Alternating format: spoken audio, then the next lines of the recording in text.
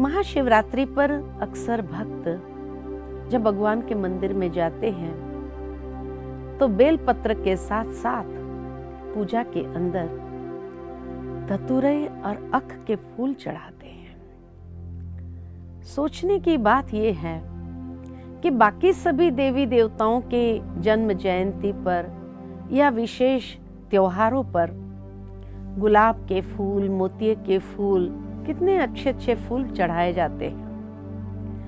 भाई शिव ने क्या ऐसा किया जो उसके ऊपर ये सबसे जहरीले फूल चढ़ाए जाते हैं। लेकिन जब परमात्मा शिव इस संसार में अवतरित होते हैं तो उनका उद्देश्य ही है संसार परिवर्तन करना, अधर्म का नाश और सत धर्म की पुनः स्थापना करना। तो ये स्थापना करने के लिए तो जरूर मनुष्य जीवन में अच्छाई चाहिए, अच्छे संस्कार चाहिए। तो ये अच्छे संस्कार कहाँ से आए? उसके लिए तो जीवन के अंदर जो विकृतियों का, विकारों का, विषय विकारों का जो जहर है उसको मिटाना आवश्यक है। हम हमेशा प्रार्थना में तो गाते हैं, विषय विकार मिटाओ पाप हरो देवा। साथ ही साथ ये भी गाते हैं कि हे पतित पावन, आकर के हमें पतित से पावन बनाइए। यानी मनुष्य इतना तो जरूर समझता है कि हमारे जीवन में अनेक प्रकार के विषय विकारों ने हमारे जीवन में अनेक पाप कर्म को बढ़ा दिया है। ये विषय विकारों के कारण ही इतने पाप कर्म होते हैं। तभी तो गाते हैं, विषय विकार मिटाओ पाप हरो देवा। तो ये विषय विकारों को मिटाने वाला तो एक परमेश्वर ही है। इंसान की ये चाहना भी है कि भगवान आए और ये अशुद्धि हमारे जीवन से हर ले, ताकि हमारा जीवन उस पाप से मुक्त हो जाए। तभी तो परमात्मा को पाप कटेश्वर, मुक्तेश्वर भी कहते हैं कि जो हमें इन बुराइयों से मुक्त करता है। दूसरा जैसे कहा, हे पतित पावन, आकर के हम पतितों को पावन बनाओ। भावार्थ ये कि आज मनुष्य जीवन अनेक बुरे आचरण के कारण पतित होता जा रहा है, उसमें से भी वो मुक्त होना चाहता है और पावन यानी एक बहुत सुंदर आभा मंडल के साथ इस संसार में जीवन व्यतीत करना चाहता है। और उसी के प्रतीक रूप ये अक के फूल, ये धतूरे के फूल है कि जो मनुष्य जीवन में ये विकृतियां है, ये विकृति जहर के बराबर है। जिसने मनुष्य जीवन को इतना विषैला बना दिया है कि शायद इतना विषैला सर्प भी नहीं होगा, लेकिन ये विषय विकारों का जहर मिटाने वाला वो परमेश्वर है। इसीलिए शिवलिंग के ऊपर सर्प को भी दिखाते हैं, नाग को भी दिखाते हैं कि परमात्मा शिव ही आकर के मनुष्य जीवन में से ये बुराइयों का जहर खींच लेता है और किसी की ताकत नहीं है। और फिर उनका जीवन कितना सुंदर कमल पुष्प के समान बनाते हैं। इसीलिए जब शिव की पूजा करते हैं, बेलपत्र, धतूरा, अख के फूल के साथ साथ लास्ट में कई लोग कमल की कलियां भी चढ़ाते हैं या कमल के पुष्प भी अर्पित करते हैं। मुझे याद आता है कि कई ऐसी पूजा महाशिवरात्रि पर लोग शिव की जब करते हैं तो 1.25 लाख कमल पुष्प इकट्ठा करके वो भी चढ़ाया जाता है। और शिव के साथ इसीलिए शालिग्रामों को दिखाते हैं, क्योंकि यही शालिग्राम आत्मा का प्रतीक है और शिव ये परमात्मा का प्रतीक है। तो परमात्मा शिव ही आत्माओं के जीवन में से ये बुराइयों का जहर खींच करके उनके जीवन का भी शुद्धिकरण होता है।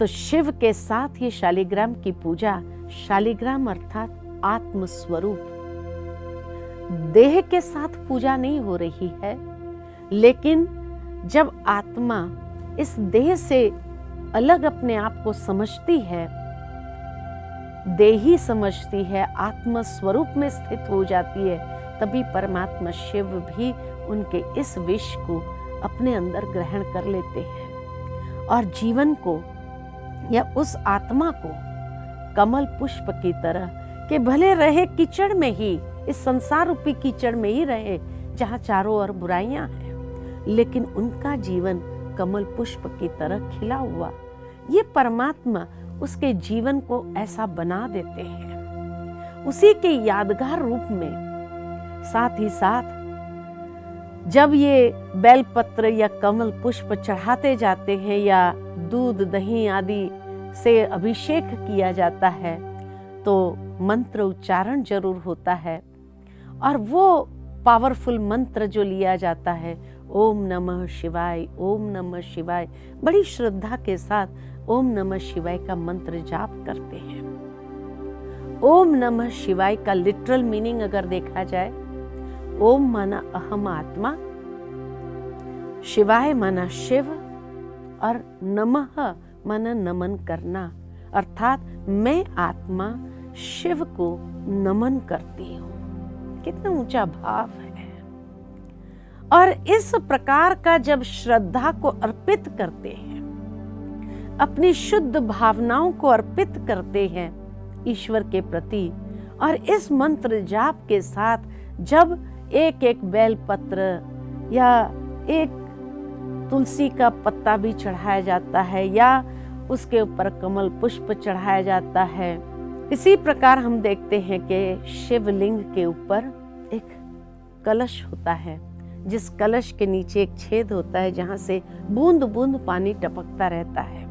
भावार्थ यही है कि परमात्मा की एक एक ज्ञान की बूंद जो हमें प्राप्त होती है, उन ज्ञान की बूंदों को हम अपने जीवन के अंदर ग्रहण करें। आवश्यकता ये है कि हम अपने जीवन को शुद्ध करें, लेकिन आज हमने पंचामृत के साथ शिवलिंग को अभिषेक करना समझा।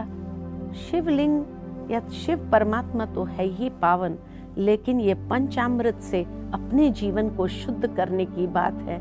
इसीलिए शिव के साथ जब शालिग्रामों की पूजा होती है, तो शालिग्रामों को जरूर है कि हम पंचामृत के साथ उनका भी अभिषेक कर लेते हैं। ये भी यादगार है कि हम अपने जीवन को ये पंचामृत के साथ ज्ञान की एक एक बूंद को ग्रहण करते हुए अपने जीवन को एक श्रेष्ठ दिशा दे, अपने जीवन को उद्देश्य पूर्ण बनाए, ताकि हमारा जीवन बहुत सुंदर महकने लगे। तो ये सारे प्रतीक है कि अपने जीवन के अंदर जो अनेक प्रकार की बुराइयां हैं, उसको निकाल करके जीवन को तुलसी की तरह, अर्थात जैसे तुलसी के जो गुण माने गए हैं कि अनेक प्रकार की बीमारियों से भी व्यक्ति को सेफ गार्ड करती है, सुरक्षा प्रदान करती है। किसी को भी आज कई प्रकार की एलर्जी अगर हो जाए तो तुलसी घर में रखा जाता है, एंटीबायोटिक उसको कहते, तुलसी के रस का सेवन किया जाता है, तो व्यक्ति के अंदर से वो जो अशुद्धि होती है वो निकल जाती है। तो इसीलिए शिव के ऊपर ये तुलसी के पत्ते, बेल पत्ते या कमल के पत्ते ये चढ़ाए जाते हैं। ये प्रतीक है कि हम शालिग्राम उस परमात्मा शिव की इतनी श्रद्धा के साथ पूजा करें, आराधना करें और उनकी अच्छाइयों को अपने जीवन के अंदर ले ले, उनकी ऊर्जा को अपने जीवन में ले ले और अपने जीवन की अशुद्धियों को सदा काल के लिए समाप्त करें। तो आप भी अपने जीवन को ऐसे महाशिवरात्रि के पावन पर्व पर शुद्ध बनाओ, संकल्पबद्ध हो, कमल पुष्प समान जीवन हो, अपनी जहर जैसी बुराइयों को अर्पित करो। यही शुभ भावना, शुभकामना है। ऐसे ए महान पर्व का हम सेलिब्रेट करें, यही शुभ भावना है। ओम शांति। नमः।